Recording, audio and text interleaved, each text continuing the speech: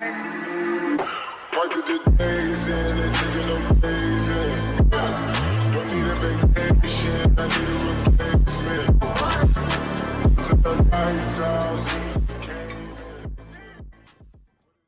what's up guys, it's your boy Astrox back with another Genshin video.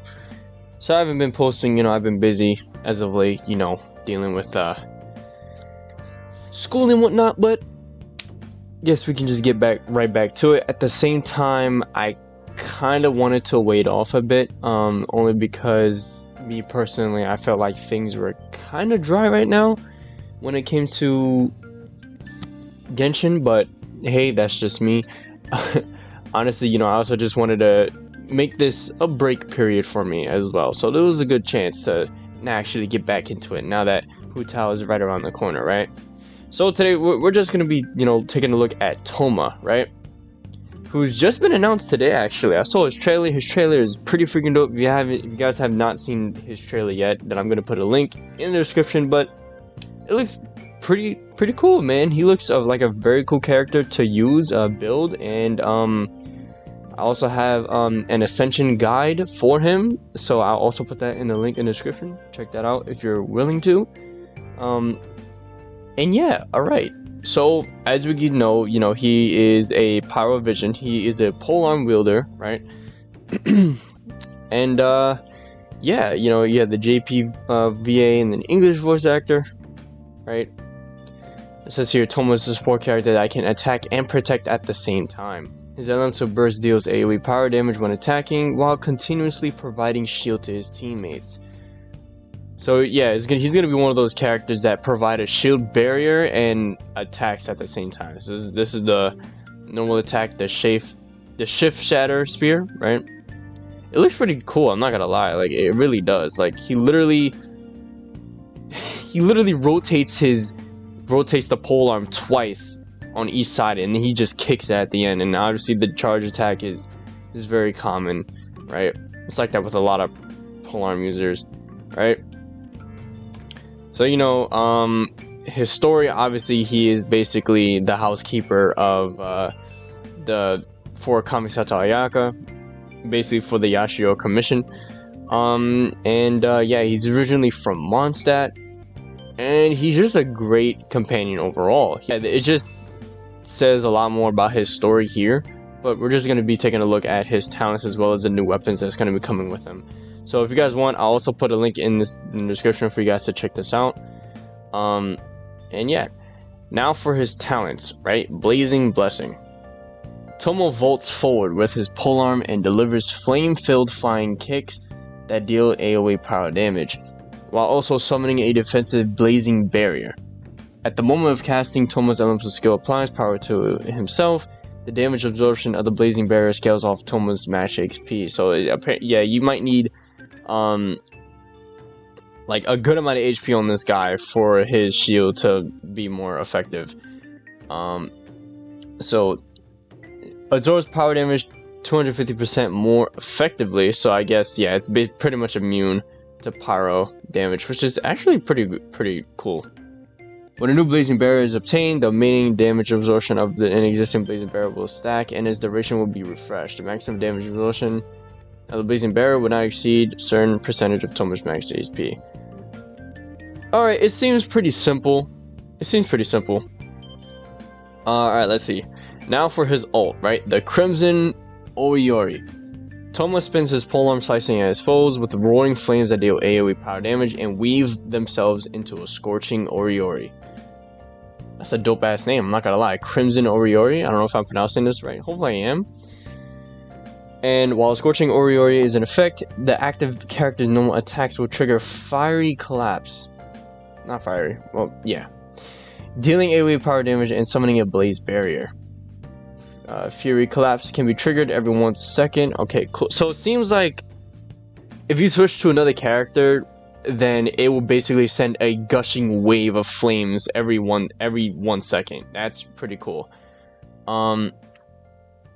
Except for the amount of damage they can absorb, the blazing barriers created in this way are identical to those created by Thoma's elemental skill, Blazing Blessing. Alright, so it's basically the same thing here, right? His ult and his E is basically going to be strong depending on his max HP, which is very good to know. And if Thoma falls, then the effect of Scorching Oriori will be clear. So if he dies, then this would not happen anymore. Alright, so it seems pretty simple. Character seems he's going to be a very useful shield user, right? He protects you, but as well, like, you know, putting a barrier around you, but as well as, you know, attack at the same time. That's actually pretty cool. Now for the weapons, right? For his weapon, we're gonna talk about Moen's Moon first, but let's talk about his weapon, Wavebreaker's Fin. And I'm not gonna lie, this polearm is really good. It's really good.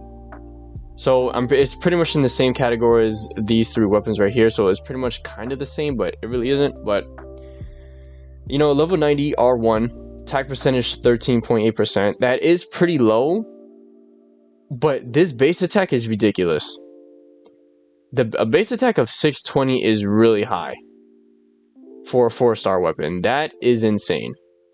That is crazy. And it's going to be in the Event Wish when Staff of Thoma comes out. I hope I actually get Wavebreaker's Fin. I'm not gonna lie, because this really is like a great option for Thoma. Now, for every point of the entire party's combined maximum energy capacity, the elemental burst damage of the character equipping this weapon is increased by 0.12%. A maximum of 40% increased elemental burst damage can be achieved this way. Naginata, forged from luminescent material deep in the ocean depths, it was once in the possession of the Tengu race. Essential materials: Mask of the Wicked Lieutenant, Concealed Claw, and Old Handguard. Yeah, this is... yeah, I'm so glad MiHoYo is doing this. Finally, they're giving us Ascension materials so that we can get a pretty good idea on how to get these to like max level. How to obtain Event Wish. Alright, so yeah, alright, that's actually pretty dope. That's actually pretty dope. That's really cool. The attack percentage is pretty low, but it kind of makes sense knowing how high the base attack is, which is absolutely ridiculous. Give this guy, I'm guessing, maybe a 2-piece Noblesse stat. That can actually work a lot. And yeah, his burst damage can deal a lot, I have a feeling. Maybe a 2-piece Noblesse or 2-piece, you know, Crimson, maybe Gladiator, whatever works, honestly. Thoma is very versatile like that. Now for Moen's Moon, right? Level 90 R1, attack percentage 27.6%. It's a little higher than Wavebreaker's, but the base attack is lower, 565. Basically, this is basically the same, except that, you know, the Ascension materials are different. You have Narakami's Wisdom, Dismal Prism, and Spectral Husk. So yeah, this is also going to be in there as well. They're pretty much the same. Thoma seems like he's going to be a very good character on the field. I definitely see him... I don't think he's going to work with every character, but I definitely see him with a power character. Like if you put Hu Tao, obviously Hu Tao works perfectly for Thoma. You know, you get the double pyro damage from both of them, the pyro synergy and whatnot. And yeah, it can even work for it could work for quite a couple of characters, but probably not a lot. I don't know if he's going to work well with Ayaka. Again, we'll just have to see. But yeah, Thoma he's gonna be a really good 4-star character. I'm gonna be real honest right now. But yeah, tell me what you guys think about Thoma when it comes to his attacks, you know, his E skill and his ult, and as well as, you know, the new weapons, especially Wavebreaker's Fin. I think Wavebreaker Fin, in my opinion, stands out the most. If you thought this was helpful, informative, then drop a like. It'll help a huge ton. And yeah, that's just it for this video. So hope you guys enjoy, and I'll catch you guys in the next one. Peace.